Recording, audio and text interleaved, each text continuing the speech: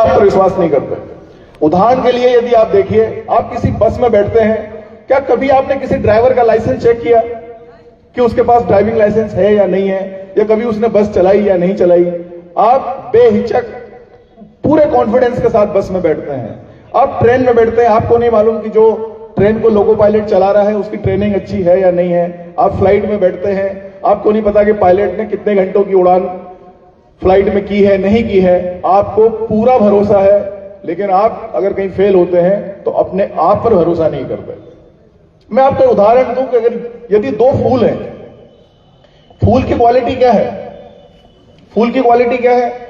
एक तो वो सुंदर दिखता है, और एक दूसरी क्वालिटी क्या है? खुशबू। यदि नकली फूल असली फूल दोनों को एक जैसा बना दिया जाए तो दोनों को किस चीज से अपन डिफरेंशिएट कर पाएंगे? खुशबू से। जो नकली फूल है दिखने में तो वैसा ही है, लेकिन उसके अंदर खुशबू नहीं है। वैसे ही जब दो छात्र एक जैसे दिखते हैं, एक में आत्मविश्वास है और एक में आत्मविश्वास नहीं है, ये ठीक वैसे ही फर्क है कि एक नकली फूल दिखने में तो हूबहू वैसा ही है, लेकिन उसके अंदर सुगंध नहीं है। इसका मतलब उस फूल में आत्मविश्वास की कमी है। जो उसकी मेन क्वालिटी है वही उसके अंदर नहीं है। हमें हमेशा ही बड़ा सोचना चाहिए, हमेशा ही ऊंचा सोचना चाहिए। मैं एक छोटी सी कहानी आपको बताऊंगा जिसको सुन के आपको लगेगा कि हाँ, कैसे बड़ा सोचा जा सकता है। एक चमचमाती हुई मर्सिडीज कार खड़ी हुई थी। छोटा गरीब बालक था, एक 7-8 साल का। नेचुरल है कि चमचमाती मर्सिडीज गाड़ी खड़ी है तो देखने के लिए तो टेम्पटेशन क्रिएट होता ही है, आदमी का मन लालायित होता ही है। बच्चा कार के पास पहुंचा और हाथ फिरा के उसको देखने लगा। तभी जो कार का मालिक था वो कहीं दूर था, वो धीरे धीरे पास आया। उसको लगा कि बच्चा इतने ध्यान से इस कार को देख रहा है, क्यों ना इस बच्चे को एक कार में बिठा के थोड़ी सी राइड करवाई जाए, थोड़ा सा बच्चे को कार में बिठा के घुमाया जाए तो इसका मन बहलेगा। आदमी काफी नेक था, नहीं तो कई है जो बच्चे को फटकार के भगा भी सकते हैं। बोले क्या कर रहा है कार के पास, स्क्रैच आ जाएगा कार में। लेकिन वो आदमी काफी सज्जन था। बच्चे का मन रखने के लिए उसने सोचा क्यों ना इस बच्चे को कार में बिठा के थोड़ा सा घुमाया जाए। बच्चा थोड़ा शुरू में सहम रहा था कि आजकल सब अपने घर पे कहानी सिखा देते हैं, कार में बिठा के कोई ले जाएगा, भगा ले जाएगा कुछ तो मतलब, लेकिन वो थोड़ा नॉन जगह थी तो बच्चा फिर भी कॉन्फिडेंट था, कार में बैठ गया। बच्चे ने पूछा कि ये कार खरीदी आपने? वो बोला कि नहीं, मैं जिस कंपनी में काम करता हूं, काफी अच्छी पोस्ट पे काम करता हूं और मैंने कंपनी में बेस्ट काम किया, उनका पूरा टर्नओवर पूरा किया, उनका टारगेट पूरा किया, तो कंपनी ने, मालिक ने मुझे गिफ्ट में दिया। बच्चा बड़ा प्रसन्न हुआ तो कुछ सोचने लगा। जब उस कार के मालिक ने देखा कि बच्चा कुछ सोच रहा है तो उसने पूछा बच्चे से, क्या तुम भी यही सोच रहे हो कि ऐसी कंपनी में बड़ा होके तुम्हें भी नौकरी मिल जाए? बच्चा बोला नहीं, मैं ये नहीं सोच रहा। फिर तुम क्या बनना चाहते हो? मैं तो वो बनना चाहता हूं जिसने तुम्हें ये कार गिफ्ट की है, मुझे वो नौकरी करने वाला नहीं बनना। तो आपको जब तक आप बड़ा नहीं सोचेंगे, और वो सोच कहां से आएगी? सोच आएगी अपने आत्मविश्वास से, आपके कॉन्फिडेंस से, आपके परसेप्शन से। दृष्टिकोण को आपको हमेशा ही पॉजिटिव रखना पड़ेगा, और पॉजिटिव रखने की प्रैक्टिस होती है।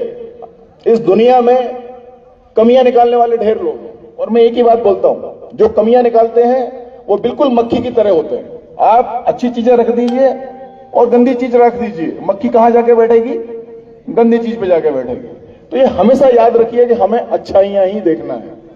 लेकिन कैसे देख पाएंगे ये अच्छाइयां, कैसे कर पाएंगे ये सब, और कॉन्फिडेंस कैसे काम करता है, ये भी मैं आपको बताना चाहूंगा। एक बिजनेसमैन था, आप छोटी छोटी कहानियां सुनिए और छोटी छोटी कहानियों से आपको इतना कुछ सीखने को मिलेगा कि आपको लगेगा कि वाकई आत्मविश्वास जो है वो कितना जरूरी है हमारे लिए, कितना जरूरी है हमें आगे बढ़ने के लिए। एक बिजनेसमैन थे और बिजनेस में काफी उनको नुकसान हुआ, घाटा हुआ। अब छोटी छोटी कहानियां सुनिए, फिर अपन आपको क्या करना है, आगे क्या बढ़ना है, उस पर धीरे धीरे बात करेंगे। लेकिन पहले अपना कॉन्फिडेंस बढ़ाने के बारे में आप सोचिए। तो एक बिजनेसमैन थे, उनको काफी नुकसान हुआ, काफी घाटा हुआ बिजनेस में। और जब आदमी को ज्यादा नुकसान होता है तो कई बार डिप्रेशन में जाता है आदमी। तो वो जाके एक नदी किनारे बैठ गए और मन में उनको काफी हीन भावना आने लगी। यहां तक कि ये तक दिमाग में आने लगा कि अब कोई फायदा नहीं है जीने का। तभी उनने देखा कि एक बहुत ही ओल्ड एज आदमी उनके पास आया और बोला कि लगता है कुछ परेशानी है तुमको। अब आदमी तो परेशान था ही, लेकिन क्योंकि पूछने वाले काफी ओल्ड एज थे तो उनकी उम्र का ध्यान में रख के, सम्मान को ध्यान में रख के उन्होंने बता ही दिया कि हाँ परेशानी है। तो उन्होंने कहा कि ऐसी क्या बात है, तो मुझे परेशानी बताओ, तुम्हारी सारी परेशानियों का हल मैं दूंगा आपको। तो बोला कि भाई मैंने बिजनेस स्टार्ट किया था और बिजनेस में काफी लॉस हो गया और अब इतना लॉस हो चुका है कि मैं इसको पूरा नहीं कर सकता और दोबारा खड़ा करना भी बिजनेस को मुश्किल है। तो वो ओल्ड एज पर्सन बोलते हैं कि मुश्किल है कहां? बोले पैसा चाहिए, मुश्किल तो एक ही है। तो यदि आपको पैसा मिल जाए तो क्या फिर से बिजनेस करने लगोगे? उसने कहा बिल्कुल करने लगेंगे।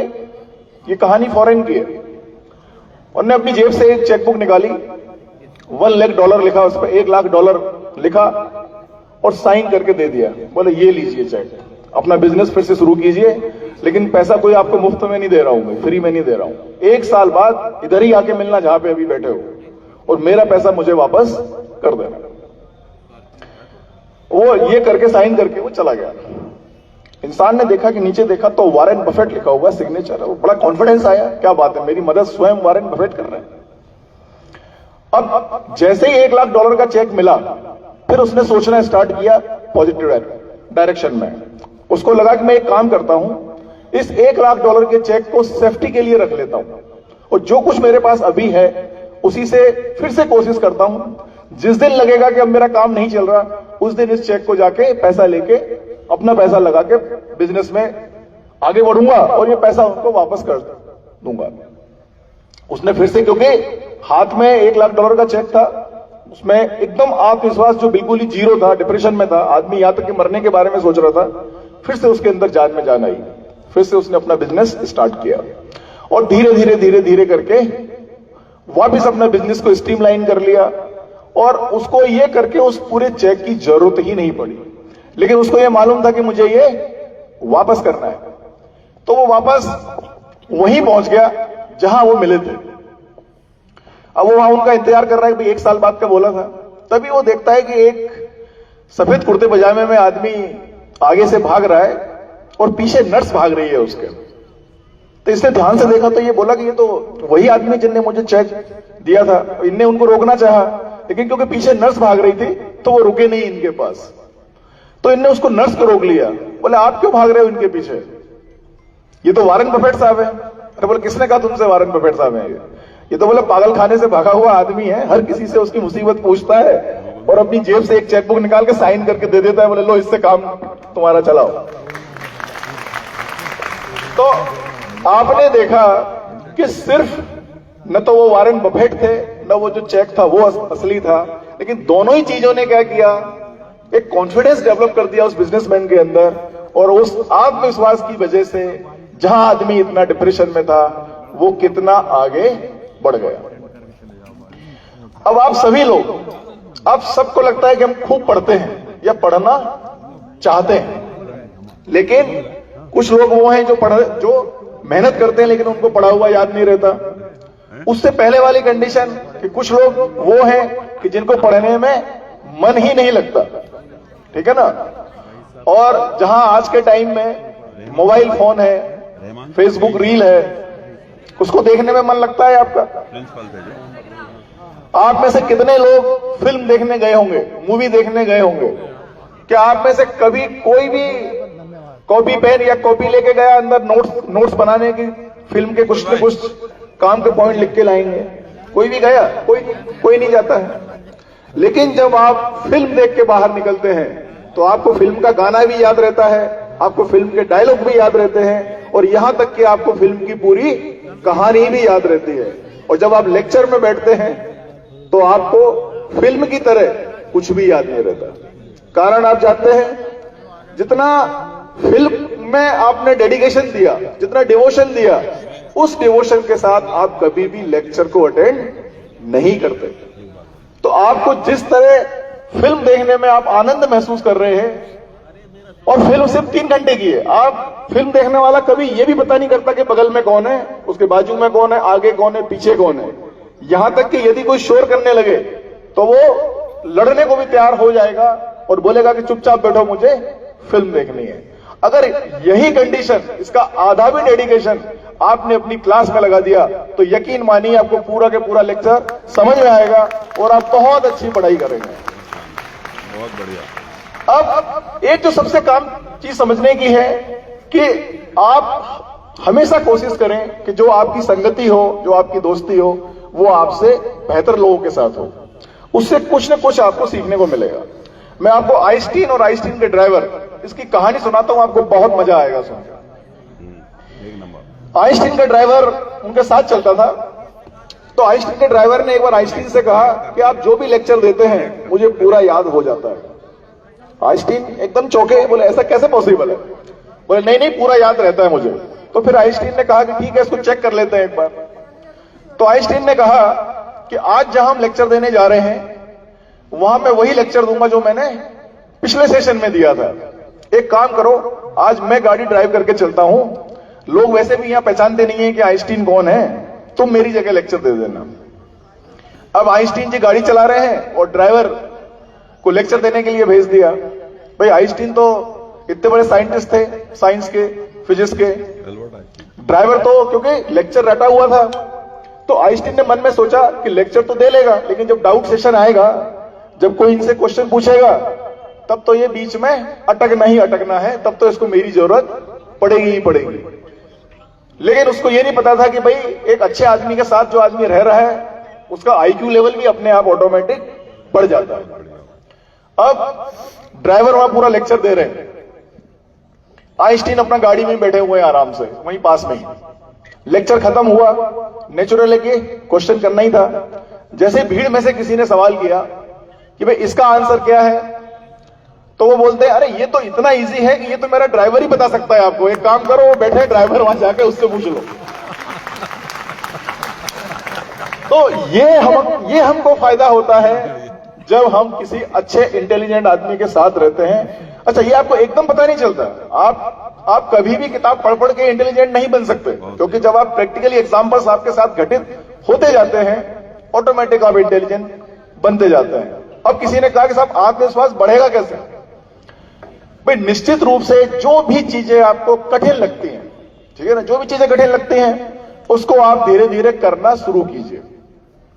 सपोज 10 टास्क है आपके पास, आप एक टास्क कीजिए, दूसरा कीजिए।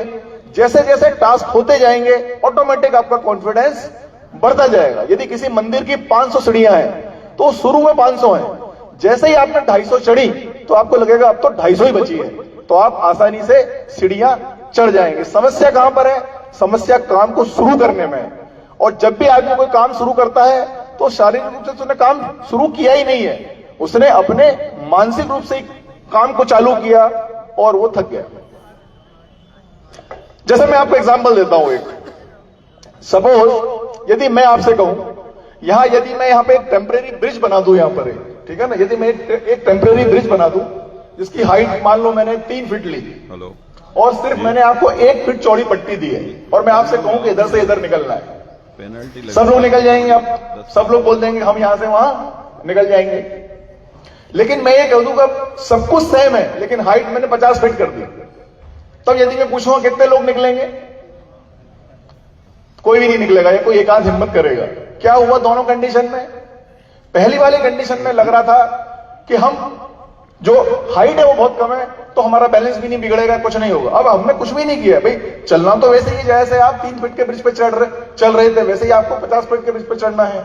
लेकिन आपके दिमाग ने जैसे ही चलना चालू किया, आप उस पर फिजिकली स्टार्ट नहीं किया है अभी, लेकिन आपने जैसे ही दिमाग में चलना चालू किया आप नीचे गिर गए। कोई 5 कदम चला, कोई 10 कदम चला, और जिसने पूरे 50 फीट चले वही पूरे 100 में से 1 या 2 बच्चे हाथ खड़ा करेंगे। ये फर्क है आत्मविश्वास का। कुछ बच्चों में वो कॉन्फिडेंस है, कुछ बच्चों में वो कॉन्फिडेंस नहीं है। और एक चीज आपको समझने की, याद रखिए हमेशा अपने जीवन में, कि इस दुनिया में सब आपसे कंपटीशन करते हैं। आपके चाहे अपने भाई हों, आपके दोस्त हों, कोई भी हो, सिर्फ आपके पेरेंट्स और आपके गुरु जो आपके टीचर है वो कभी आपसे कंपटीशन नहीं करते। तो कभी भी उनके साथ आपको कंपटीशन नहीं करना है। एक छोटी सी कहानी आप गुरु और शिष्य की सुनिए। एक गुरुजी थे जो तलवार चलाने में बहुत ही माहिर थे। उनने अपने शिष्य को भी तलवार चलाना सिखा दिया। अब शिष्य भी पूरे आसपास के गांवों में अच्छी बेहतरीन तलवारबाजी के लिए जानने लगा। लेकिन एक ही कमी थी कि जब भी शिष्य का नाम लिया जाता तो यह बोल दिया जाता कि ये फलाने के शिष्य हैं। बस गुरु को यही खटकता था, मतलब उसको कह रहा हूं शिष्य को, कि मेरी पहचान तो फैल रही है लेकिन अभी भी जो टैग है वो ये टैग लगाया जा रहा है कि ये फलाने के शिष्य हैं। इसको कैसे खत्म करूंगा? आदमी में घमंड तो आते ही है। शिष्य ने सोचा एक काम करता हूं कि गुरुजी को हरा देता हूं, फिर तो लोग कहेंगे नहीं कि ये उनके शिष्य हैं। तब तो ये साबित हो ही जाएगा कि इस पूरे आसपास के एरिया में अगर कोई सर्वश्रेष्ठ तलवारबाजी कोई जानता है तो वो मैं ही हूं। तो उसने धीरे से जाके गुरुजी से कहा कि गुरुजी एक मुकाबला हो जाए आपका और हमारा। गुरुजी समझ गए कि लगता है बोले चेले को घमंड आ गया दिमाग में और इसके आगे के जीवन के लिए इसका घमंड ठीक करना जरूरी है। तलवारबाजी में तो कौन जीते कौन हारे अलग बात है। तो गुरुजी ने कहा कि ठीक है। तो चेले ने कहा कि 15 दिन का टाइम ले लें। बोले हाँ बिल्कुल ले लो 15 दिन का टाइम। तो चेले ने कहा अच्छी प्रैक्टिस करता हूं। अब ये चेले के दिमाग में आया कि गुरुजी की तो इतनी ज्यादा उम्र है फिर भी ये तलवारबाजी के लिए इतनी आसानी से मान गए। लगता है कुछ तो कोई ऐसी विद्या है जो इनने मुझे नहीं सिखाई, अपने पास रख ली है। तो ये उनको फॉलो करने लगा कि ये 15 दिन में करते क्या है। तो इनने देखा कि गुरुजी एक लोहार के यहां गए हैं और उससे बोल रहे हैं कि 15 फीट की म्यान बनाओ एक। तो इसने कहा भाई मेरे को तो इनने 3 फीट की तलवार से लड़ना सिखाया और खुद ये 15 फीट की तलवार भी जानते हैं, ये तो बड़ा अन्याय कर रहे हैं मेरे साथ। तो चेले ने भी क्या किया कि दूसरे लोहार के यहां जाके 15 फीट की तलवार का एक ऑर्डर दे दिया। बोले मैं भी 15 फीट की तलवार लेके आऊंगा। 15 दिन बाद टाइम आया, मौका आया, चेला और गुरु दोनों आमने सामने। अब गुरुजी की तो 15 फीट की क्या थी, सिर्फ म्यान थी, लेकिन जो तलवार थी वो 3 ही फीट की थी। जैसे तलवार निकालने का मौका आया तो चेला तलवार ही नहीं निकाल पाया 15 फीट के, गुरुजी ने तलवार निकाल के उसके गले में रख दी। तो याद रखिए कभी भी जीवन में गुरु को क्रॉस करने का या गुरु के साथ कंपटीशन करने का प्रयास नहीं करें। गुरु गुरु ही हैं। एक चाणक्य 100 चंद्रगुप्त बना सकते हैं लेकिन 100 चंद्रगुप्त मिलकर एक चाणक्य नहीं बना सकते। याद रखना है एक बात।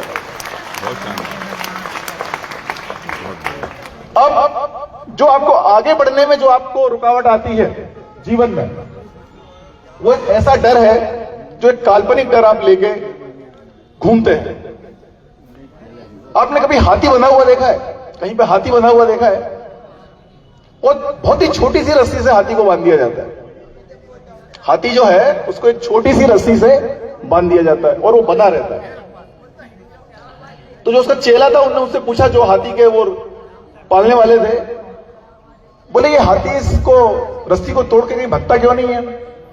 ये तो चाहे तो जो हाथी बड़े बड़े पेड़ गिरा सकता है, बड़ी बड़ी दीवारें गिरा सकता है, लेकिन इतनी हल्की रस्सी है ये, इसको तोड़ नहीं रहा है, कहीं पे भाग नहीं रहा है, कहीं पे जा नहीं रहा है।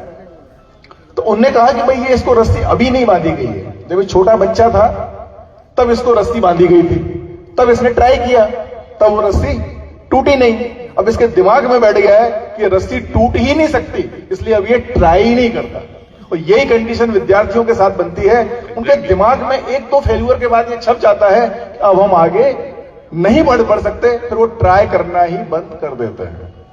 और सबसे बड़ी समस्या कि आप राय किससे लेते हैं? अगर आपको आईएएस बनना है तो नॉर्मली आदमी राय किससे लेता है? जो उसके ताऊ जी हैं, चाचा जी हैं या फूफा जी हैं, रिश्तेदारी में जो भी लोग रहते हैं उन्हीं से राय लेते हैं। और अब आप सोचिए कि अगर आपको स्विमर बनना है और आप ऐसे आदमी से राय ले रहे हैं जो कभी पानी के पास नहीं गया हो, कभी तालाब देखा नहीं हो, नदी देखी नहीं हो, उनसे अगर आप राय लेंगे तो वो क्या राय देंगे आपको?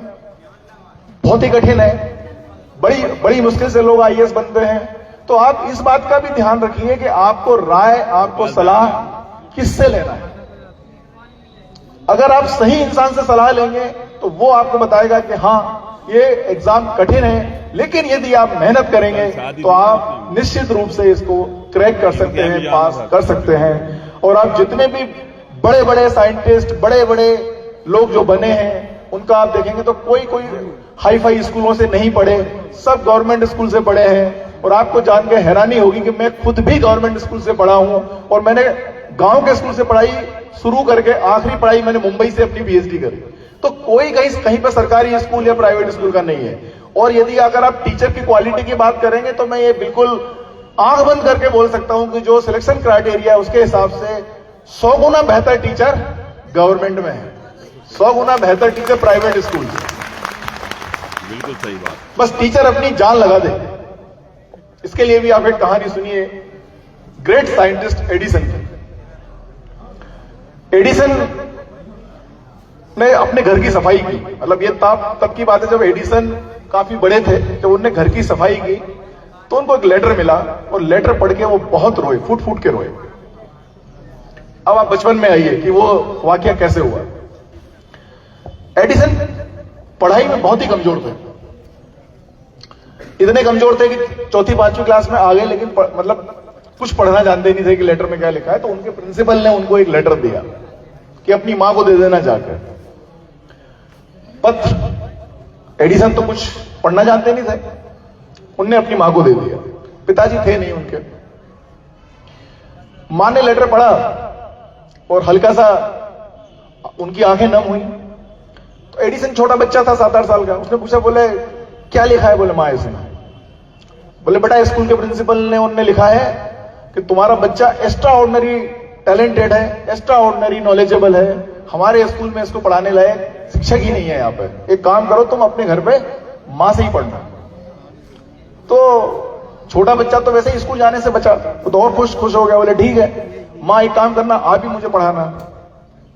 अब जब वो असली लेटर मिला जो मैं बात कहना चाहता हूं, उसमें लिखा था तुम्हारा बच्चा बहुत ही नालायक, शरारती, बहुत ही वाहियात है, इसको कल से भेजना मत स्कूल, उधर ही पढ़ाना।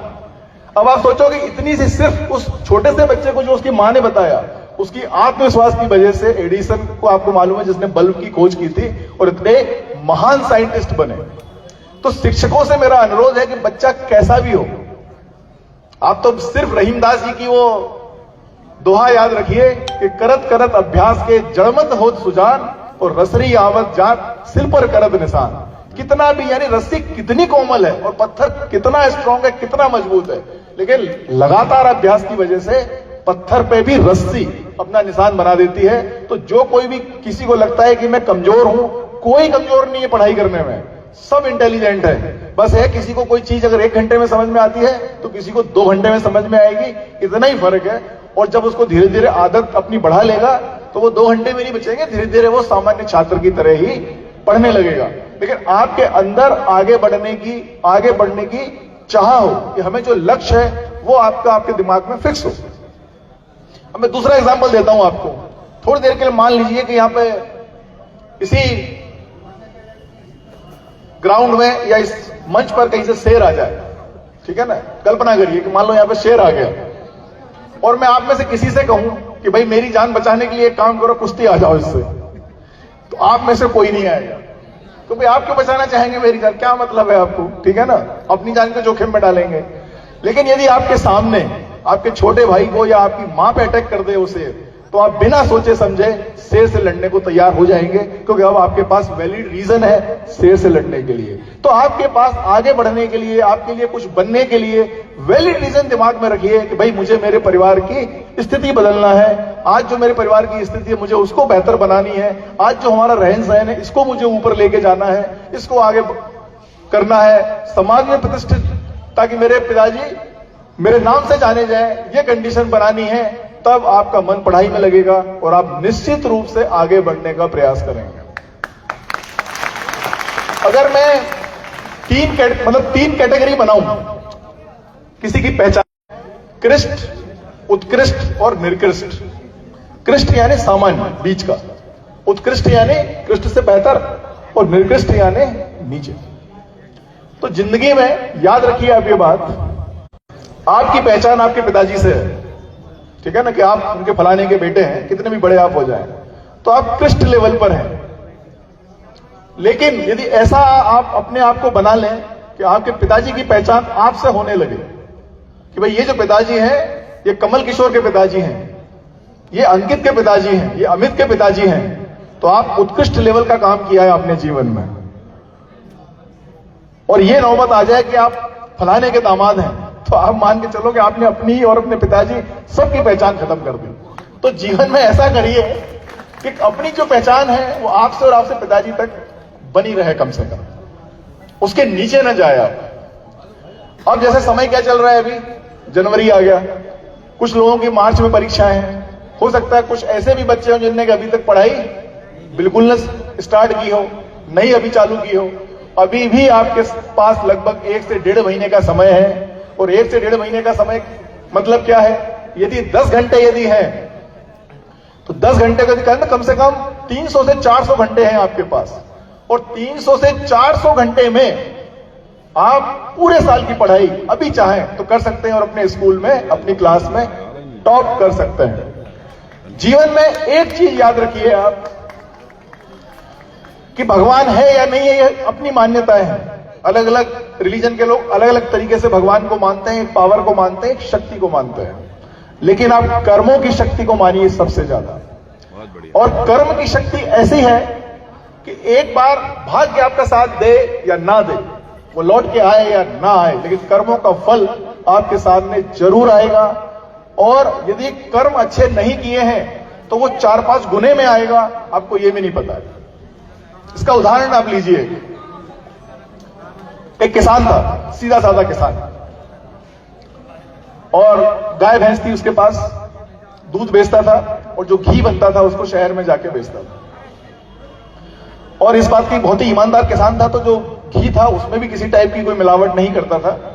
तो जो शहर के साहूकार थे उसी से घी खरीदते थे।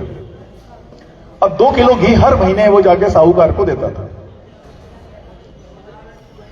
6-7 महीने के बाद साहूकार को लगा कि भाई हम तोलते तो है नहीं, तोल के तो देखें ये घी जो 2 किलो दे रहा है ये 2 किलो हैवी है कि नहीं है। साहूकार ने घी तोला, घी निकला 1.5 किलो। साहूकार का दिमाग खराब हुआ, बोले पिछले 6 महीने से हमको घी दे रहा है, और घी इसने हमसे 2 किलो के पैसे ले रहा है 1.5 किलो। उसने उसको मना कर दिया किसान को, बोले आपको हमें घी नहीं चाहिए तुम्हारा। किसान को लगा भाई क्यों, पूछना चाहा, बोले तुम हमें बेवकूफ बना रहे हो, 2 किलो की जगह 1.5 किलो घी दे रहे हो। तो किसान बोला कि साहब मेरे पास तो कोई बाट थे नहीं, मैं तो आपसे शक्कर ले गया था 2 किलो, उसी के बराबर के बाट बना लिए थे मैंने, तो उसी से तोल के घी दे रहा हूं आपको। बहुत बढ़िया। तो मेरा कहने का मतलब सिर्फ यह है कि कर्म आपके साथ कैसे खेलना स्टार्ट कर देते हैं आपको पता भी नहीं चलता, और वो वही कर्म थे जो आपने किए थे, वो लौट के आ गए 5 गुना, 5 गुने के साथ में लौट के आपके साथ चल रहे हैं। तो जो कर्म प्रिंसिपल है, जो कर्म प्रिंसिपल है, वो कभी नहीं चूकता। और एक टाइम में ये था कि लोग कहते थे कि इस जन्म में कर्म खराब करो तो दूसरे जन्म में फल मिलेगा। मैं गारंटी से कह रहा हूं कि इसी जन्म में मिलता है आजकल, जब टेक्नोलॉजी फास्ट हो गई है यहां भी, ये आप याद रखिए। और तो और कि बचपन में किए पता चला कि 10 साल में किए 20 साल में मिल जाएगा फल आपको, और ब्याज सहित मिलेगा, इंटरेस्ट के साथ आपको बुरे कर्म का फल मिलेगा। और अब जब कृष्ण ने गीता में कहा कि कर्मण्यवाधिकारस्ते मां फलेषु कदाचन, इसका लोगों ने ठीक से मतलब ही नहीं समझा कभी आज तक। इसका मतलब ही यह है कि कृष्ण कहते हैं कि आपका अधिकार क्षेत्र जो है बेसिकली वो कर्म ही है, फल पे तो आपका अधिकार ही नहीं है।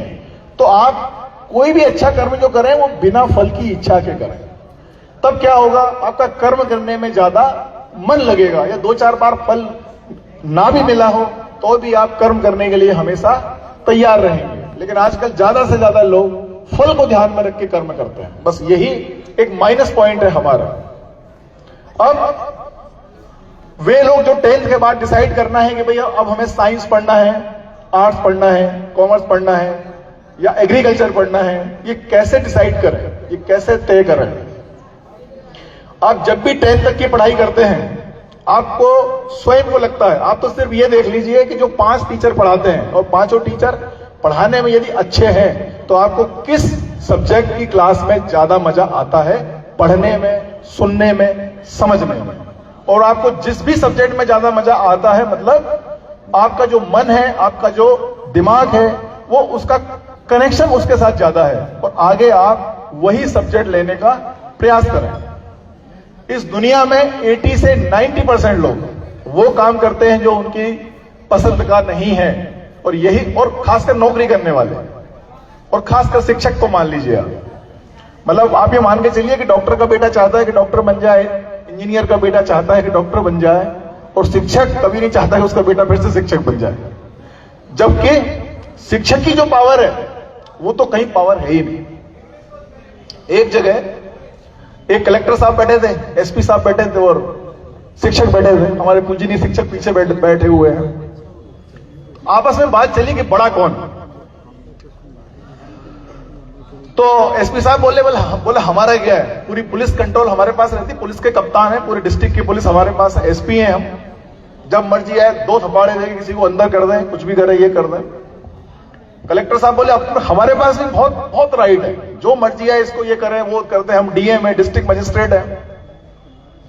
टीचर बोला भाई हम तो ऐसा है, बचपन में ही उसको मुर्गा बना बना के कूट काट के सही करते, बाद में चाहे तो कलेक्टर बन जाए, एसपी बन जाए, जो मर्जी है सो बन जाए। तो आप ये मान के चलिए कि जितने भी टाइप के जो प्रोफेशन है, जो कैरियर है, वो निकले कहां से हैं? उसका जन्मदाता शिक्षक है। इसलिए जो कोई भी शिक्षक है वो मान के चलिए कि वो सिर्फ तनख्वाह मिल रही हो तो ठीक है कि आपका जीवन यापन करने के लिए आपको मिल रही है, लेकिन आप एक समाज सेवक भी हैं, आप राष्ट्र निर्माता भी हैं, आप इस देश के लिए ऐसे स्टूडेंट, ऐसे युवकों को तैयार कर रहे हैं जो देश को आगे बढ़ाए। क्योंकि देश का मतलब ये नहीं है कि पहाड़ है या जमीन है या कंकर है, नदी है, समुद्र है, उसको देश नहीं कहते। देश बेसिकली क्या है? आप लोग जो है वो देश है, जो लोगों का समूह है वो देश है। और वो किससे जाना जाएगा? वो आपके व्यवहार से जाना जाएगा, आपके कल्चर से जाना जाएगा।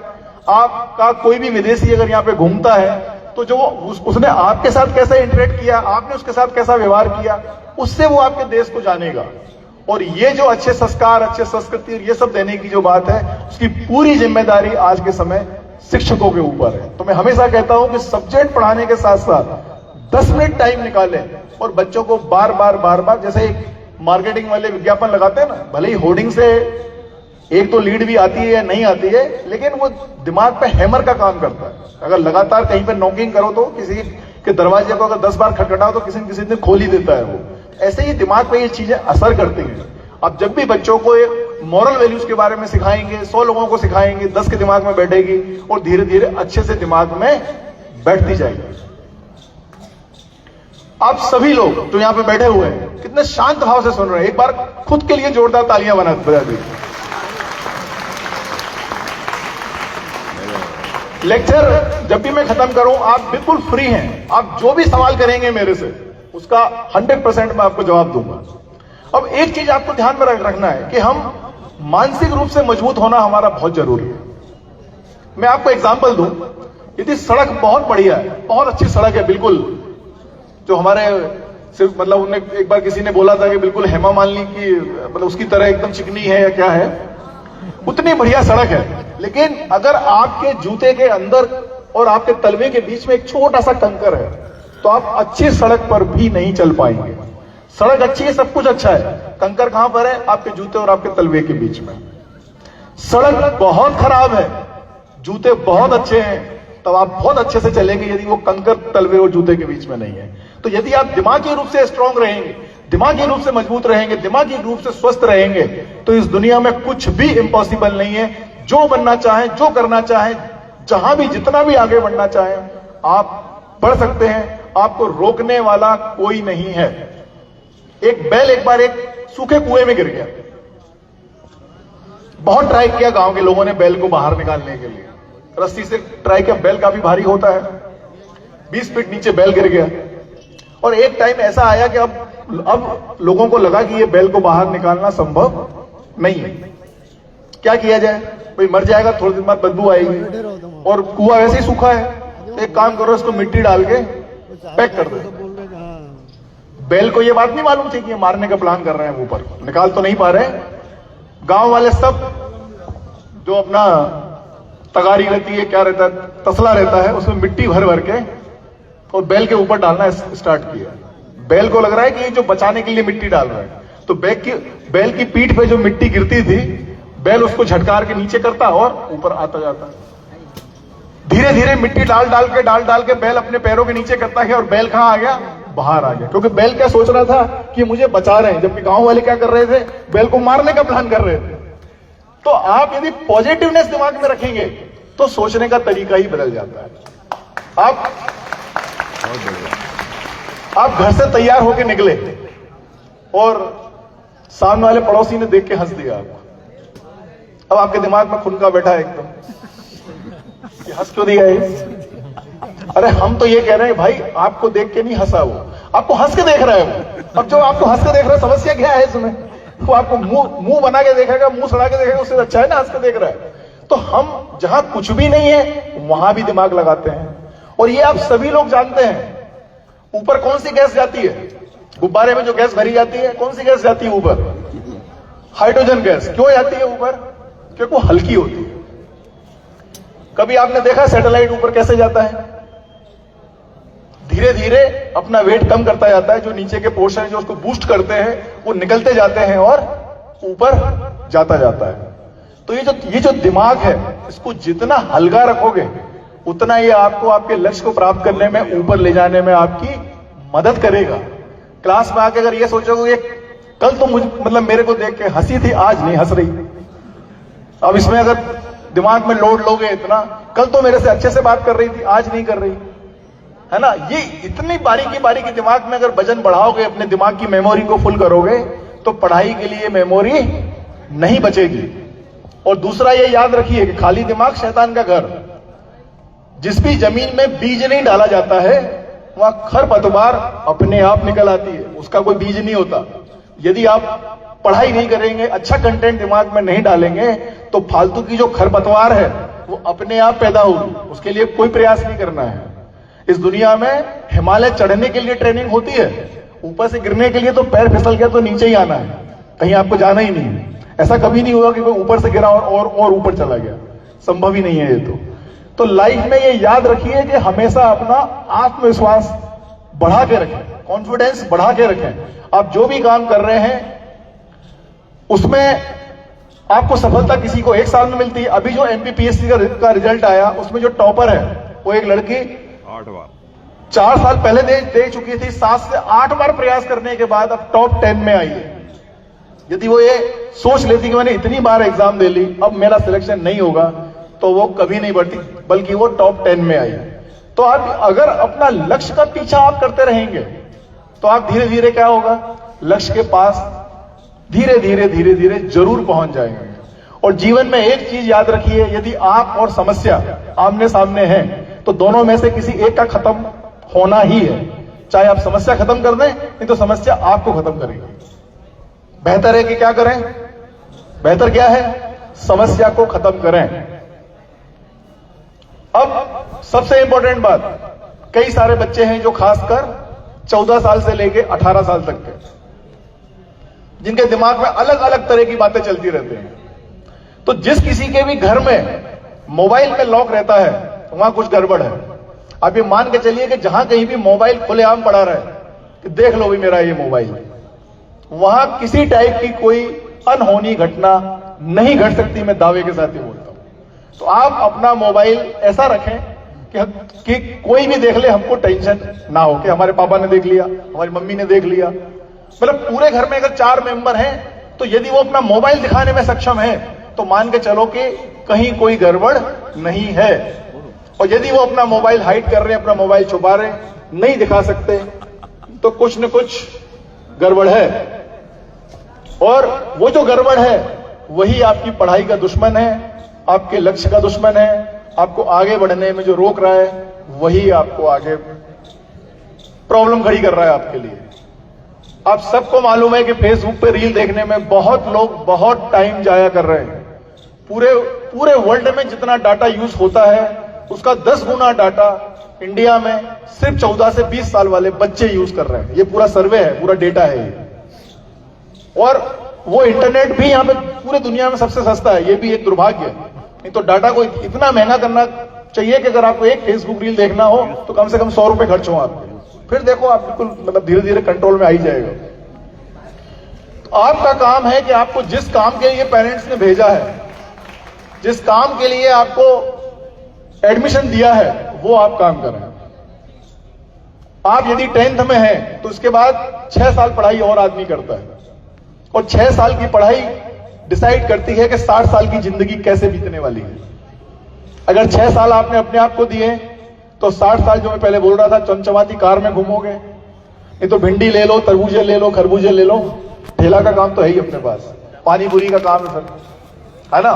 तो ये जो 6 साल है 10th के बाद, ये 6 साल अपने आप को दे दो, ये एक तरह का इन्वेस्टमेंट है टाइम का, और आपकी 60 साल की जिंदगी आगे की बहुत बढ़िया होने वाली है।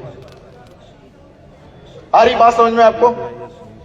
आप सब ये मान के चलिए कि गवर्नमेंट स्कूल में पढ़ रहे हैं तो आप बहुत अच्छे शिक्षकों के द्वारा पढ़ाए जा रहे हैं, और उसका बेस्ट एग्जाम्पल क्या है? जो आपके पुराने छात्र हैं, जिन लोगों ने अपना परिचय यहां आके दिया। अगर स्कूल अच्छा नहीं होता तो आज ये इतने बड़े बड़े काम या इतने बड़े अपना बिजनेस या अपनी नौकरी नहीं कर रहे होते।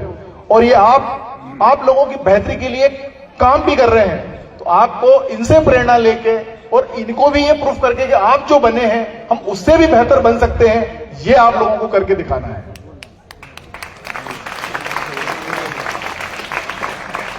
और हम सब और पूरी दुनिया में सब लोग इस बात को जानते हैं कि आज अपने देश की जो कंडीशन है वो कई देशों से बेहतर है। क्यों बेहतर है? क्योंकि हमारे पास युवा शक्ति पूरे वर्ल्ड में सबसे ज्यादा है, और अगर युवा शक्ति ईमानदारी से अपना काम करने लगे तो बस चाइना और अमेरिका ही अपने से ऊपर है। अभी अपन 5th पे हैं, 4th और 3rd में डिफरेंस नहीं है ज्यादा, मतलब 4th पे आती 3rd पे अपने आप चले आएंगे। सिर्फ 2 कंट्री आपसे ऊपर बचेगी, चाइना और अमेरिका। और अगर आप सब, जो कि वो दोनों कंट्री धीरे धीरे बूढ़ी होती जा रही है, वहां की पॉपुलेशन ओल्ड एज लोगों की ज्यादा है, और अभी अपने को कम से कम 20 साल लगेंगे उनके लेवल में ओवर एज के मामले में। तो यदि हम उनसे कई गुना ज्यादा काम कर सकते हैं, कई गुना ज्यादा पॉपुलेशन तो है ही, 150 करोड़ है 600 करोड़ में, यानी धरती पर हर घूमने वाला चौथा आदमी भारतीय है। ये भी अपने आप में काबिलियत है, और उस काबिलियत का हम सही इस्तेमाल करें, काम करके, आगे बढ़ के, मेहनत करके, और इस पूरी दुनिया को दिखा दें कि ये जो भारतीय परंपरा है, जो भारतीय संस्कृति है, ये आदि अनादि काल से हम ही गुरु थे और आगे भी हम ही गुरु रहेंगे। लेकिन इसके लिए आप सबकी मेहनत लगेगी, आप सबका योगदान लगेगा। और सबका योगदान कैसे लगेगा? 2 शब्द हैं, कर्तव्य बोध, अधिकार बोध। अधिकार बोध जन्मजात मिलता है, छोटा बच्चा पैदा होते ही समझता है कि दूध पीना मेरा अधिकार है, उसको तो अधिकार बोध किसी को सिखाया नहीं जाता। अधिकार बोध अपने आप आदमी पता कर लेता है कि उसको क्या क्या राइट्स है, क्या क्या अधिकार है, क्या मिलना चाहिए, क्या क्या फैसिलिटी है। कोई किसी पोस्ट पर जाता है, सबसे पहले पता करता है कि गाड़ी मिलेगी नहीं मिलेगी, ड्राइवर मिलेगा नहीं मिलेगा, सेक्रेटरी मिलेगी कि नहीं मिलेगी, ये सब वो पहले पता करता है। उसके अपने कर्तव्य क्या है, उसका अपना रोल क्या है, वो पता नहीं करता। तो आप सभी लोग सबसे पहले अपने कर्तव्य बोध को पता करें कि हमारी ड्यूटीज क्या है, हमारा कर्तव्य क्या है। जिस दिन कर्तव्य बोध को सेंटर में रख के यदि आप काम करेंगे, अधिकार आपको अपने आप अधिकार मिलते जाएंगे, और जो दूसरे को अधिकार मिल रहे हैं उससे भी ज्यादा अधिकार आपको मिलते जाएंगे। तो हमेशा कर्तव्य बोध को सेंटर में रखें, अधिकार बोध को बाद में रखें, सेकंड ऑर्डर पे रखें। जबकि 80% लोग, सबको मालूम है कि अधिकार बोध को पहले रखते हैं, उसको क्या क्या राइट है, क्या क्या प्रिविलेज है, ये वो पहले मतलब पता करते हैं, और कर्तव्य के बारे में तो भूल ही जाते हैं कि उनका कर्तव्य क्या है। बीइंग ए स्टूडेंट, एक विद्यार्थी रहते हुए आपका सिर्फ एक ही कर्तव्य बोध है कि आप पढ़ाई करें और अधिक से अधिक नंबर लेके आए, और अपने पेरेंट्स को बता पाएंगे कि जो आप पैसा हमारे ऊपर खर्च कर रहे हैं, जो समय हमारे ऊपर खर्च कर रहे हैं, हम उस काम को पूरी ईमानदारी से कर रहे हैं। अगर ये कर्तव्य बोध का आपने ध्यान रखा तो आप निश्चित रूप से धीरे धीरे अपने आप आगे बढ़ते जाएंगे, और आपको पता भी नहीं चलेगा कि कल जो हमारे लिए समस्या थी आज वो समस्या है ही नहीं, और वो समस्या थी ही नहीं कभी। सिर्फ मतलब कई बार हम काल्पनिक समस्याओं में रहते हैं, एक काल्पनिक डर में जीते हैं, और काल्पनिक डर तभी खत्म होगा जो समस्या है उसको आप धीरे धीरे खत्म करें, और वो जो समस्या है वो धीरे धीरे खत्म होगी आपके अपने विश्वास से, आपके अपने आत्मविश्वास से। और आत्मविश्वास आपको धीरे धीरे बढ़ेगा कि छोटे छोटे टास्क को आप कंप्लीट करते चलें। जब आप छोटे छोटे टास्क को कंप्लीट करते चलेंगे, आपका आत्मविश्वास अपने आप धीरे धीरे बढ़ता जाएगा।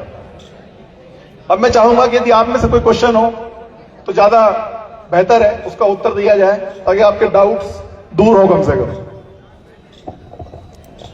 एक माइक दे दो हमारे बच्चों में, आ जाओ, माइक दे दो बच्चों में, अरे नहीं रखो। ये भी एक कॉन्फिडेंस बढ़ाने का तरीका है कि स्टेज पे आके बोले। धन्यवाद सर।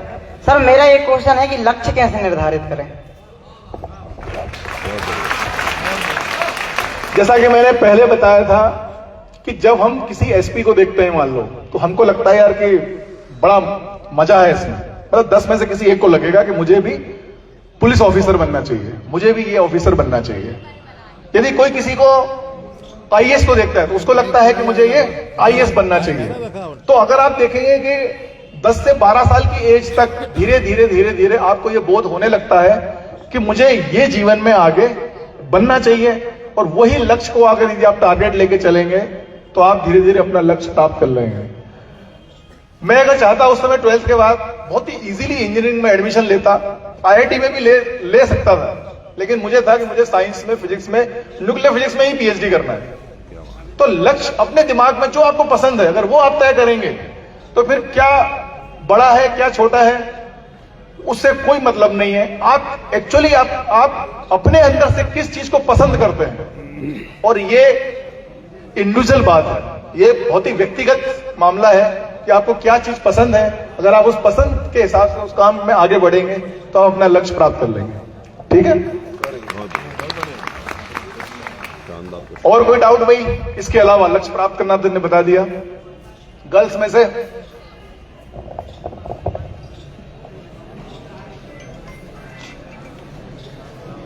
आपको मालूम है पिछले 5 साल में जितने भी स्टार्टअप कंपनियां बनी उसमें 50% जो सीईओ हैं वो फीमेल हैं, और उसमें भी कम से कम 10 कंपनी जो टॉप की हैं जिनने बेहतर किया उसमें 70% योगदान फीमेल कंपनियों का है। तो आप लोगों को तो और आगे आना चाहिए कि अब समय काफी बदल गया है। अब किसी काम में किसी जेंडर का कोई मतलब नहीं है, ठीक है ना, कि कोई पर्टिकुलर काम कोई पर्टिकुलर ही कर सकता है, वो सब बातें पुरानी हो गई। टेक्नोलॉजी का जमाना है। लैपटॉप को नहीं मालूम कि ये उंगलियां लड़की की हैं लड़के की हैं, ठीक है ना। बस पूछिए कोई सवाल अगर है तो। देखो यही कॉन्फिडेंस है, इसमें से कम 20 को लग रहा है कि सवाल पूछना है, 10 की हिम्मत नहीं हो रही, 5 सोच रहे हैं कि ये लोग क्या कहेंगे, 2 कह रहे हैं कि पूछूं कि ना पूछूं। इसी हिम्मत से बाहर निकलना है।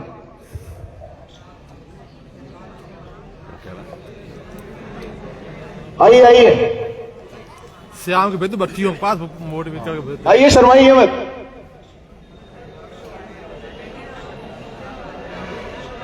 चलो जब तक वो अपना मन बना रहे तब तक आप में से कोई और पूछना चाहता है?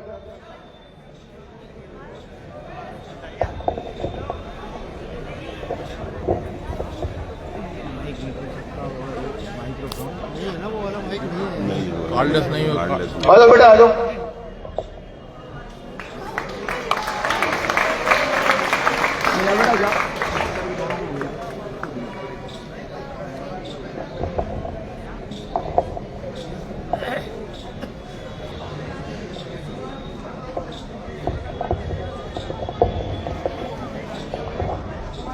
Sir I want to ask कि अगर कोई स्टूडेंट है उसका एक गोल है लेकिन वो उसमें अनसर्टेनिटी बहुत है। जैसे अगर कोई स्टूडेंट है उसे यूपीएससी क्रैक करना है पर उसमें बहुत ज़्यादा अनसर्टेनिटी है, तो ज़्यादातर स्टूडेंट्स पहले जेई की तैयारी करते हैं, देन आईआईटी में सिलेक्शन होता है, वो प्लेसमेंट मिल जाती है उन्हें, और उसके बाद फिर वो यूपीएससी का एग्ज़ाम देते हैं। वो सक्सीड हो भी जाते हैं, और अगर नहीं होते तो उनके पास एक सेकेंड करियर ऑप्शन है। लेकिन अगर कोई बच्चा है जिसे यूपीएससी क्रैक करना है तो वो स्टार्टिंग में ह्यूमैनिटीज़ ले ले और देन बीए करे, देन तैयारी करे, और देन उसका अगर बाई चांस सिलेक्शन ना हो तो हम उसे बेवकूफ़ तो नहीं कह सकते। जो फर्स्ट स्ट्रेटेजी वाला स्टूडेंट है उसकी स्ट्रेटेजी को कोई भी कहेगा कि ये इंटेलिजेंट स्टूडेंट है, बट जो सेकंड स्टूडेंट है वो क्या करे देन। और ऐसा भी है कि मैंने एक वेब सीरीज देखी है जिसमें एक लाइन है कि बी ऑप्शन लूजर्स के लिए होता है। तो मतलब लक्ष्य एक रखें या क्या सही है या क्या सही होना बहुत चाहिए? बढ़िया, शानदार क्वेश्चन। तो बहुत ही अच्छा सवाल है। बेटा अपना नाम बताओ बेटा, क्या नाम है? ऋषिका साहू। बहुत बढ़िया। ऋषिता साहू ने बहुत अच्छा सवाल किया है। अब हम सब जानते हैं कि मान लो अगर मैं यूपीएससी की बात करूं तो हर साल 700 से 750 पोस्ट यूपीएससी की निकलती हैं, जिसमें आईएएस कैडर भी है, आईपीएस कैडर भी है, इंजीनियरिंग सर्विसेज हैं, कुछ रेलवे बोर्ड की सर्विसेज हैं, कुछ इनकम टैक्स डिपार्टमेंट की सर्विसेज हैं। उनकी मेरिट के हिसाब से उनको सर्विसेज मिलती हैं। और यदि प्रीलिम एग्जाम देने वालों की बात करें तो कम से कम 4 लाख बच्चे एग्जाम देते हैं। यानी लक्ष्य 4 लाख का है आईएएस बनने का, आईपीएस बनने का, या उसी 750 की पोस्ट के लिए निश्चित रूप से। अब यदि ये 4 लाख, ये तो नहीं सोच सकते कि बनेंगे तो 750। अगर ये पहले ही कम हो जाए तो यहां पे 750 भी नहीं बचेंगे इधर। अगर हर कोई ये सोच ले तो आपको लक्ष्य तो अपना बड़ा रखना ही पड़ेगा। और एडिसन ने जब बल्ब की खोज की तो 999 बार बल्ब बना ही नहीं, मतलब। तो एक पत्रकार पहुंच गया, बोले लोग तो हंस रहे हैं, बोले लोग बेवकूफ हैं, मैंने लोगों को 999 तरीके दिए हैं और ये बता दिया है कि ये तरीके काम नहीं करते। कम से कम ये तो पता चल गया। तो आप जब सक्सेस नहीं होते तो आप सीखते बहुत कुछ है। ये बहुत बड़ी। और अब्दुल कलाम ने फेल का क्या किया था, फेल को कैसे डिफाइन किया था? FAIL, first attempt in learning. Fail कोई भी फेल नहीं है, उसको सीखने का उसका फर्स्ट अटेम्प्ट था। और ये मान के चलिए, जैसे लोग कहते हैं ना कि भाई कोई मेहंदी बांटना स्टार्ट करे और खुद मेहंदी ना लगा तो भी उसका हाथ रंगीन हो ही जाता है। तो जब हम इतनी तैयारी करते हैं, इतनी बड़ी एग्जाम की तैयारी करते हैं, तो हम में इतना ज्ञान वैसे ही हो जाता है कि आईएएस भले ही ना बने, लेकिन हम जो भी प्रोफेशन को चूज करेंगे उसमें हम टॉप पे रहेंगे। ये आप निश्चित मानिए, गारंटी से आप मानिए। अब बात रही कि लोग क्या कहेंगे, तो लोगों का काम है कहना, है ना। लोग हमेशा कुछ ना कुछ कहेंगे और कहना ही है। एक कुमार गधे को लेके जा रहा था, उसने बोला बड़ा ही बेवकूफ कुमार है, गधे पे बैठ के जा सकता है, पैदल क्यों जा रहा है? उसकी बात सुन के बैठ गया। दूसरा मिला, बोले कितना मरियल गधा है, गधे की जान ले लेगा ये कुम्हार, तो मार ही देगा इसको, इसके ऊपर क्यों बैठा है? नीचे उतर गया, मतलब गधे को कंधे पर रख लिया उसने। इतनी उसकी मतलब बुराई कर दी, गधे को इतना कमजोर बता दिया। तो लोगों का काम है जो आपको हमेशा ही आपके माइंड को डाइवर्ट करेंगे, आपको करेंगे। आपको लक्ष्य के प्रति आप लगे रहिए, और जिसने अपने लक्ष्य को नहीं छोड़ा उसमें 99% तो सक्सेस होना ही है। और बात रही उस 1% की, तो इसने उतना कुछ सीख लिया है कि वो अपनी आईएएस की कोचिंग खोल के, ऐसे बहुत सारे लोग हैं जो आईएएस नहीं बने, उनने सैकड़ों आईएएस बना दिए। तो ये भी अपने आप में बड़ी बात है, खुद आईएएस नहीं बने, सैकड़ों आईएएस बना दिए।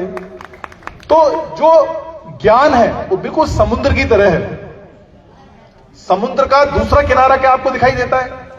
किसी को भी समुद्र पर खड़े होकर दूसरा किनारा दिखाई देता है क्या? नहीं देता। लेकिन दूसरा किनारा है, इसकी गारंटी क्या है?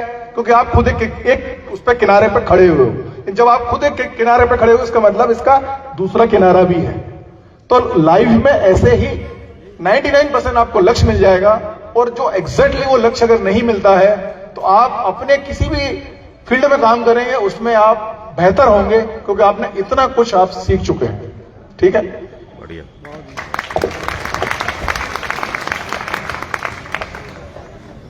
हाँ भाई, इधर बॉयज में सर, चलो वो उसको आने दो। इसके बाद सर साइंटिस्ट कैसे बनते हैं? साइंटिस्ट कैसे बनते हैं? देखो भाई, साइंटिस्ट बनने का जो इंडियन गवर्नमेंट का फार्मूला है, क्योंकि मैं बार्क में ही रहा हूं और साइंटिस्टों के बीच में ही रहा हूं, तो आपको जिस फील्ड का साइंटिस्ट बनना है, जैसे मान लो फिजिक्स का बनना है तो फिजिक्स में एमएससी करना है। उसके बाद बार्क हर साल जनवरी से फरवरी में एक टेस्ट कंडक्ट करता है जो साइंटिफिक ऑफिसर सी ग्रेड से स्टार्ट होता है। और मान के चलिए कि अगर आज के टाइम में सैलरी की बात करें तो लगभग 1.25 लाख रुपए महीने सैलरी मिलती है। तो आपको उसी पर्टिकुलर सब्जेक्ट में पीजी करना है, बायोलॉजी का साइंटिस्ट बनना है, केमिस्ट्री का साइंटिस्ट बनना है, इंजीनियरिंग में बनना है, तो आपको इंजीनियरिंग में बीटेक के बाद ही वो फैसिलिटी मिल जाती है कि वो एग्जाम आप दें। ठीक है, और फिर आप एक बार अगर साइंटिफिक ऑफिसर सी बन गए, हर 4 साल में आपका प्रमोशन होता है। फिर आप scientist C, scientist D, scientist E, scientist F, scientist H तक जाते हैं, जब तक आप किसी रिसर्च इंस्टीट्यूट के डायरेक्टर बन चुके रहते हैं। और एक सेक्रेटरी लेवल की फैसिलिटी आपके पास होती है, और लगभग 6 से 7 लाख 8 लाख रुपए महीने सैलरी मिलती है। तो साइंटिस्ट बनने के लिए साइंस को फंडामेंटल की तरह पढ़ना है। हमें सिर्फ न्यूटन्स के जो लॉ हैं उनको रटना नहीं है, न्यूटन्स के लॉ को हमारी लाइफ में फील करना है, हमारी लाइफ में न्यूटन्स के लॉ को फील करना है। साइंस वो है जो आपके सामने घटनाओं को, आपके दिमाग के अंदर घटनाओं को चालू कर देती है। जिसको साइंस, एक बार साइंस का शौक लग गया, वो अपने आप साइंटिस्ट बन जाएगा। और मुझे पूरा यकीन है कि ये सिर्फ सवाल ही नहीं है, ये बच्ची एक दिन जरूर साइंटिस्ट बनेगी। Very nice. आ जाओ, आ जाओ।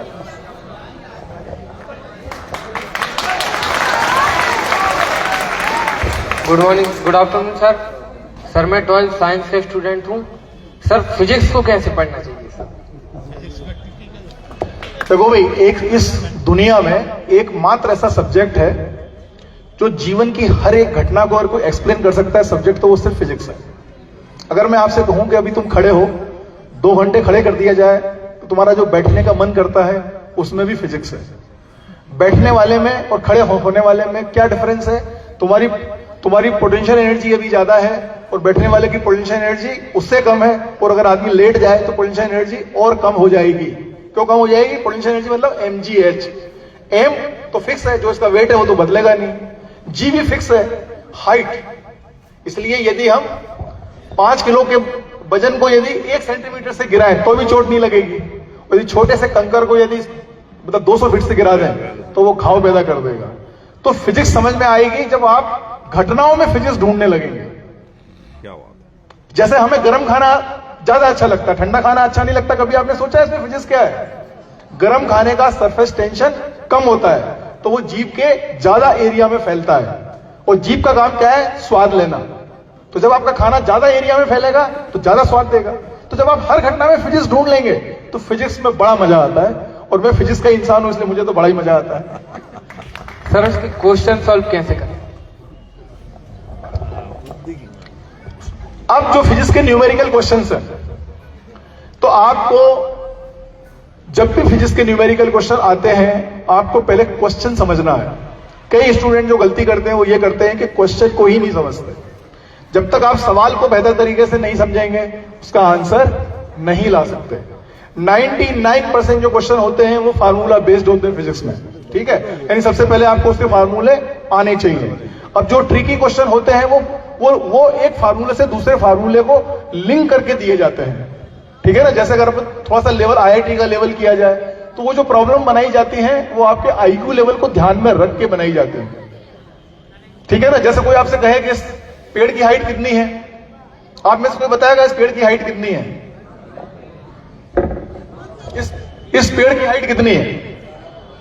ये उसमें इंटरव्यू में एक ने पूछ लिया, जिस जगह बैठे थे खिड़की के बाहर एक पेड़ दिख रहा था। तो जो इंटरव्यू लेने वाले थे उनने उससे पूछा कि इस पेड़ की हाइट कितनी है? अब आदमी क्या करेगा? अंदाज से बताएगा 20 फीट, 25 फीट, 30-40 फीट। इनने बोला ये जवाब नहीं है, ये जवाब इसका नहीं है, क्योंकि ये जवाब सही नहीं है। हो भी सकता है और नहीं हो सकता। सही आंसर क्या है? इसके आधे हाइट का ठीक डबल, पेड़ की आधी हाइट का ठीक डबल, ये इसका जो आंसर है ये एक्यूरेट आंसर है। इसमें गलत हो ही नहीं सकता, क्योंकि जब तक आप उसको नाप नहीं रहे हो आप कैसे बता दो एग्जैक्ट हाइट क्या है? नहीं, वो तो अंदाज ही है ना, वो तो सेंटीमीटर में बात करेंगे तो नहीं, गलत होगा ना। फार्मूला दिया उन्होंने। मैंने आपको एक बताया कि जहां आप IQ लेवल में जहां आपसे बोला जा रहा है तो वहां आपको दिमाग लगाना है, फार्मूला है वो। ब्रेन का इस्तेमाल करना है। देखो दिमाग की एक खासियत है भाई, दिमाग को अगर अच्छा रखना है तो आप मान के चलिए कि वर्तमान में जीना सीखिए आप। क्या बात। जबकि हमारा जो दिमाग है ना वो 80% या तो पास्ट का सोचता है या फ्यूचर का सोचता है। और पास्ट की वो बातें सोचता है जो आपको चुभन वाली है, जो आपको दुख देने वाली है। दिमाग की एक खासियत है वो अच्छी चीजें नहीं सोचता, है ना? इस दुनिया में आधे झगड़े तो पुरानी बातों को निकाल के होते हैं, क्योंकि दिमाग वही वो सोचता है। वर्तमान में जियोगे, खुश रहोगे। और अच्छा पास्ट कैसे बनेगा? जब ये आज का दिन अगर ठीक से जाएगा तो यही तो कल पास्ट बनेगा। तो आपको वर्तमान अपना अच्छा रखना है, वर्तमान में जीना है, ठीक है? और किसी को डाउट है कोई? आ जाओ बेटा। पार्टिसिपेट दो कितना आप जितना ज्यादा डाउट पूछेंगे उतना आपके जो पूर्व छात्र हैं, एलुमिनी छात्र हैं, उनका जो उद्देश्य है वो पूरा होगा, इसलिए उन्होंने आपके लिए प्रोग्राम रखा है। जय हिंद सर। सर मेरा नाम अंशिका राजपूत। सर जैसे हम हिंदी पढ़ते हैं सर, हिंदी हमको जल्दी याद हो जाती है सर, वही हम साइंस पढ़ेंगे, साइंस हमको नहीं याद होती सर। दोनों में भाषा तो सेम रहती है पर हमको साइंस याद नहीं होती, इसमें क्या फर्क है? बेटा ऐसा है कि हिंदी तो अपन बचपन में ही बोलना सीख जाते हैं, ठीक है ना। स्कूल नहीं जाते उससे पहले भी बढ़िया हिंदी बोलते हैं, क्योंकि एक भाषा है जिसका काम क्या है, भाषा का काम क्या है, सिर्फ थॉट को एक्सचेंज करने का काम है। भाषा सिर्फ क्या काम करती है, आपके विचारों को एक दूसरे से ट्रांसफर करने का ही काम करती है। जबकि जो फिजिक्स है वो क्या है, वो एक आईक्यू बेस्ड सब्जेक्ट है, एक लॉजिक बेस्ड सब्जेक्ट है। और लॉजिक बेस्ड जो भी सब्जेक्ट होते हैं उसमें लॉजिक सीखना रहता है। आपसे कोई कहा जाए कि भाई ब्याज कैलकुलेट करना है, तो आपको उसका ब्याज निकालने का फार्मूला PRT/100 पता होना चाहिए, तभी आप निकाल सकते हैं। तो जो भी लॉजिक बेस्ड सब्जेक्ट है उसका आप लॉजिक पे फोकस करिए, उसके लॉजिक पे जानिए, ठीक है ना। जैसे न्यूटन्स के तीनों लॉ हैं, अब उसका लास्ट लॉ को मैं आपको बताता हूं। लास्ट लॉ उसका क्या है, एवरी एक्शन है रिएक्शन, ठीक है ना। अब मैं अगर आपसे कहूं कि मैं इस दीवार तो नहीं है, सपोज वहां दीवार है, अगर मैं दीवार को धक्का दूं और कोई स्टूडेंट के साथ दीवार तो धक्का दे नहीं रही, तो आपका तो न्यूटन्स का लॉ तो फेल है। लेकिन जब मैं ताकत से धक्का दूंगा और यदि ये मेरा हाथ यदि ट्रांसपेरेंट हो तो आप देखोगे कि मेरा ब्लड जो यहां पे था वो चल के कहां आ गया, यहां पे आ गया। यानी दीवार ने क्या किया, हाथ के ब्लड को पीछे धकेल दिया। तो यदि आप लॉजिक समझ जाते हैं तो साइंस आपको समझ में आएगी। सर जैसे हम आर्मी में जाना चाहते हैं तो हमें कौन सा सब्जेक्ट लेना चाहिए? आर्मी के लिए खासकर एयरफोर्स में तो PCM कंपलसरी है। अगर PCM नहीं है तो आप एयरफोर्स में तो नहीं जा सकते। तो आप ये पहले ध्यान में रखिए कि यदि हमको हवाई जहाज उड़ाना है, फाइटर प्लेन में बैठना है, फाइटर मतलब उसमें राफेल में बैठना है, तो आपको PCM तो होना ही चाहिए। बाकी एक नॉर्मल उसमें ग्राउंड आर्मी के लिए साइंस का कोई बंधन नहीं है, ठीक है ना। NDA की एग्जाम होती है, NDA की एग्जाम आप दीजिए, आपका सिलेक्शन होगा और आर्मी के कॉलेज में ही आपकी पढ़ाई होगी और आप मतलब ग्रेजुएट करके ही ऑफिसर निकलेंगे वहां से, ठीक है।